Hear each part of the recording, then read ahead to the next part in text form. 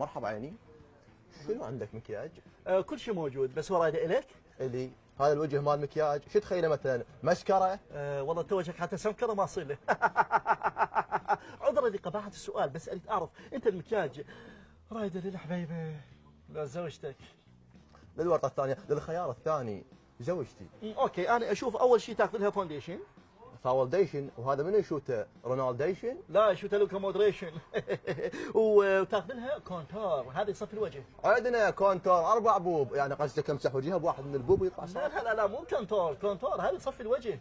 يصفي الوجه، ما عندك شيء يصفي النيه؟ لا يعني نيتك فيها مو صافيه، فرو صحن. عذرا لقباحه السؤال، بس انا حتى اعرف ايش ارضيك بعد.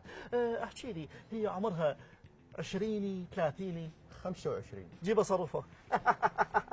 انا اقول له تاخذ لها اي لاينر جوا الحاجب فوق العين، زين عيني. طبعا هذا من الماركات المهمه جدا اللي استخدمتها هاي الفنانه الجميله اللي لا اعرف شكلها ولا اسمها لان جاي تكذب على مود تمشي السلعه. واخذ لها رمال. رمالتها 100 مره رمالتها، طلقه تفوت من يمها وطلقه تشرد وطلقه الطلقه تخاف من عندها. اوكي، اخذها اكستيشن، هذا مطول للشعر، طبعا هذا انا استخدمه، بس شنو اليوم شعري ما جبت عند امتحانات. ما عندك فرفش كيشن مطول الخلق؟ لا ضاق خلقك من عندها، ما سامع المثل يقول اذا ضاق خلقك تذكر يوم عرسك؟ هو شنو طيح حظه وضيق خلقه غير يوم عرسي؟ خويه اريد له شيء يصفي وجهها، اريد شيء يحرر المناطق بوجهها حتى من اشوف على الاقل احس بالامان. مش متزوج عفوه.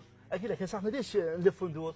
يعني اسف، بس عندك صوره الها حتى اعرف شو اعطيك مكياج؟ بالتاكيد بالتاكيد، هاي صورتك. شوف ذاك محل مال الشاي، يلا يلا يلا يلا يلا.